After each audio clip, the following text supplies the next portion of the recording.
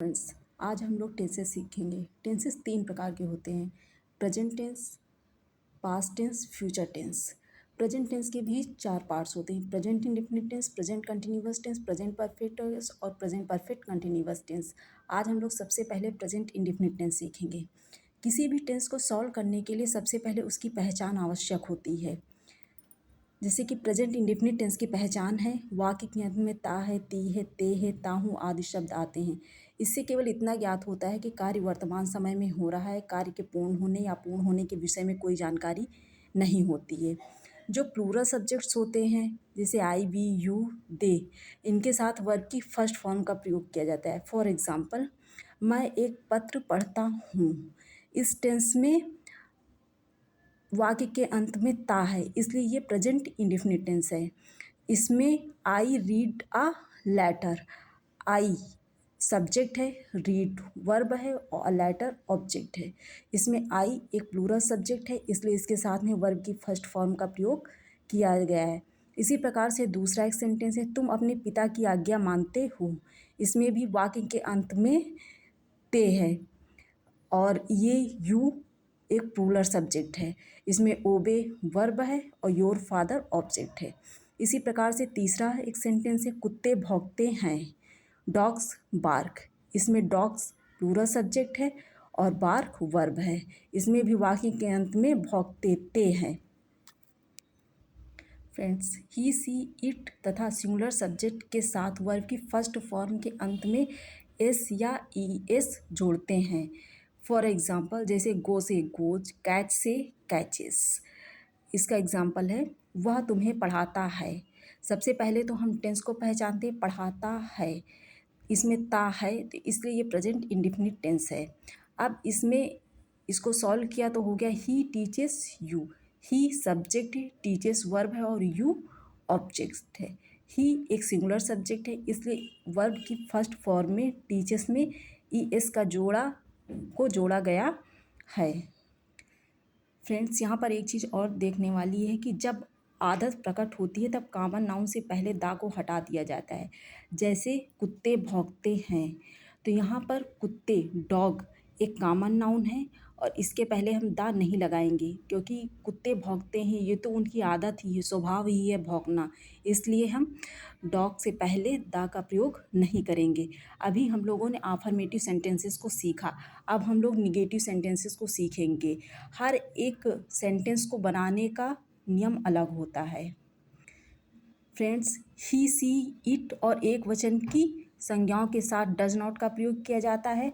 अन्य सब्जेक्ट के साथ डू नॉट लगाकर वर्ब की फर्स्ट फॉर्म लिखी जाती है। जैसे कि राम अपना पाठ याद नहीं करता है, Ram does not learn his lesson. इसमें राम एक सिंगुलर सब्जेक्ट है, इसलिए यहाँ पर हम डज नॉट का प्रयोग करेंगे और डज नॉट के साथ में वर्ब की फर्स्ट फॉर्म का प्रयोग करें। जैसे कि अफर्मेटिव सेंटेंसेस में हमने वर्ब की फर्स्ट फॉर्म में एस या ई एस का प्रयोग किया था, उसी प्रकार से इस पे हम नहीं करेंगे। यहाँ पर सिर्फ हम वर्ब की फर्स्ट फॉर्म का ही प्रयोग करेंगे। इसमें वर्ब की फर्स्ट फॉर्म में एस या ई एस का प्रयोग नहीं करेंगे। इसी प्रकार से दूसरा है, ये लड़के सड़क पर नहीं खेलते हैं। वाक्य के अंत में ते हैं, इसलिए ये प्रेजेंट इंडेफिनिट टेंस है। दीज बॉयज़ एक प्लूरल सब्जेक्ट है। प्लूरल सब्जेक्ट के साथ में हम हेल्पिंग वर्ब डू नॉट का प्रयोग करेंगे और वर्ब की फर्स्ट फॉर्म में एस या ई एस का प्रयोग नहीं करेंगे। फ्रेंड्स, अब हम लोग इंट्रोगेटिव सेंटेंसेस सीखेंगे। इंट्रोगेटिव सेंटेंसेस दो प्रकार के होते हैं, first type and second type. First type usually क्या से आरंभ होते हैं, जैसे क्या तुम्हारा भाई तुम्हें प्यार करता है। यहाँ क्या वाक्य के प्रारंभ में आता है। ऐसे सेंटेंसेस को जब हम ट्रांसलेट करते हैं तो हेल्पिंग वर्ब से स्टार्ट करते हैं। जैसे does your brother love you. यहाँ पर हमने डज का प्रयोग इसलिए किया है क्योंकि योर ब्रदर सिंगुलर सब्जेक्ट है। अगर यहाँ पर प्लूरल सब्जेक्ट होता तब हम डू का प्रयोग करते। ये बात हो गई इंट्रोगेटिव फर्स्ट टाइप की। सेकेंड टाइप में क्वेश्चन वर्ड बीच में आता है, जैसे तुम्हें हिंदी कौन पढ़ाता है। अब यहाँ पर कौन सेंटेंस के बीच में आया है, तो ऐसे सेंटेंसेस को जब हम ट्रांसलेट करते हैं तो सबसे पहले हम क्वेश्चन वर्ड की इंग्लिश लिख देते हैं। जैसे कि यहाँ पर लिख दिया गया, हु टीचेस यू हिंदी। तुम अपने गांव क्यों नहीं जाते हो, why do you not go to your village. यहाँ पर क्यों बीच में है, इसलिए सबसे पहले हमने क्या किया है, हेल्पिंग वर्ब से पहले क्वेश्चन वर्ड की इंग्लिश लिख दी है। क्यों को इंग्लिश में वाई कहते हैं, इसलिए हमने सबसे पहले वाई लिख दिया। उसके बाद में डू, क्योंकि यू एक प्लूरल सब्जेक्ट है इसलिए यहाँ पर डू का प्रयोग होगा। फिर डू को लिखा गया है। फिर you not go to your village. Friends, who के साथ हम डू या डज का प्रयोग नहीं करते हैं, लेकिन यदि हु के साथ में सेंटेंस अगर निगेटिव है तो हु के साथ में हम डू नॉट या डज नॉट का प्रयोग करते। फॉर एग्जाम्पल, जैसे इस सेंटेंस में बाजार कौन नहीं जाता है, तो यहाँ पर कौन के साथ में नहीं का प्रयोग किया गया है, इसलिए यहाँ पर हम लिखेंगे who does not go to the market. Friends, यहाँ पर अफर्मेटिव, निगेटिव और इंट्रोगेटिव सेंटेंसेस बनाने का रूल्स है। जैसे कि हम लोगों को पता है कि कोई भी सेंटेंस होता है तो उसमें सब्जेक्ट, वर्ब और ऑब्जेक्ट होता है।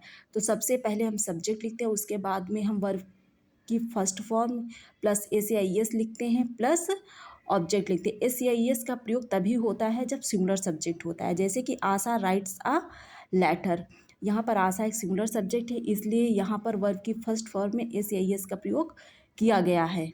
उसी प्रकार से निगेटिव सेंटेंस है। निगेटिव सेंटेंस बनाने का फॉर्मूला होता है subject plus do does plus not plus main verb first form plus object. Asha does not write a letter, Asha subject है। उसके बाद हेल्पिंग वर्ब डज नॉट, क्योंकि यहाँ आशा एक सिंगुलर सब्जेक्ट है, राइट वर्ब है और अ लेटर एक ऑब्जेक्ट है। इसी प्रकार इंट्रोगेटिव सेंटेंसेस का फर्स्ट टाइप डू या does plus subject plus verb की फर्स्ट फॉर्म प्लस ऑब्जेक्ट, उसके बाद लास्ट में हम क्वेश्चन मार्क लगा देंगे। Does Asha write a letter. Interrogative second type को बनाने का फॉर्मूला होता है कि सबसे पहले हम लोग क्वेश्चन वर्ड की इंग्लिश लिखते हैं, फिर डू डज का प्रयोग करेंगे, फिर सब्जेक्ट लिखेंगे, उसके बाद में वर्ब की फर्स्ट फॉर्म का प्रयोग करेंगे, उसके बाद में ऑब्जेक्ट लिखेंगे।